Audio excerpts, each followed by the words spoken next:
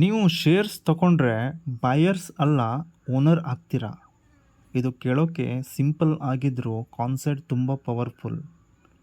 ನಾವು ಸಾಮಾನ್ಯವಾಗಿ ಮನಿ ಕೊಟ್ಟು ಪ್ರಾಡಕ್ಟ್ ತಗೊಳ್ತೀವಿ. ಫೋನ್ ತಗೊಳ್ತೀರಾ, ಡ್ರೆಸ್ ತಗೊಳ್ತೀರಾ, ಫುಡ್ ತಗೊಳ್ತೀರಾ, ನೀವು ಕಸ್ಟಮರ್ ಆಗ್ತೀರಾ. ಆದರೆ ಶೇರ್ ಮಾರ್ಕೆಟ್ನಲ್ಲಿ ಸ್ಟೋರಿ ಬೇರೆ. ನೀವು ಶೇರ್ ತಗೊಂಡ್ರೆ ಕಸ್ಟಮರ್ ಅಲ್ಲ, ಓನರ್ ಆಗ್ತೀರಾ. ಒಂದು ಕಂಪನಿ ಇಮ್ಯಾಜಿನ್ ಮಾಡಿ, ನೀವು ಆ ಕಂಪನಿಗೆ ಮನಿ ಕೊಡ್ತೀರಾ, ಕಂಪನಿ ನಿಮಗೆ ರಿಟರ್ನ್ಸ್ ಆಗಿ ಓನರ್ಶಿಪ್ ಕೊಡ್ತದೆ.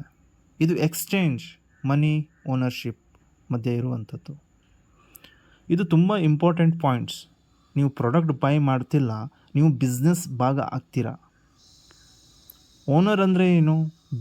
ಕಂಪನಿ ಪ್ರಾಫಿಟ್ ಬಂದರೆ ನಿಮಗೂ ಬೆನಿಫಿಟ್ಸು, ಕಂಪನಿ ಲಾಸ್ ಆದರೆ ನಿಮಗೂ ಇಂಪ್ಯಾಕ್ಟ್ ಆಗುತ್ತೆ. ಸ್ಮಾಲ್ ಓನರ್ ಆದರೂ ಓನರೇ ತಾನೇ. ಕಸ್ಟಮರ್ ಮನಿ ಸ್ಪೆಂಡ್ ಮಾಡ್ತಾನೆ, ಓನರ್ ಮನಿ ಗ್ರೋ ಮಾಡ್ಕೊಳ್ತಾನೆ.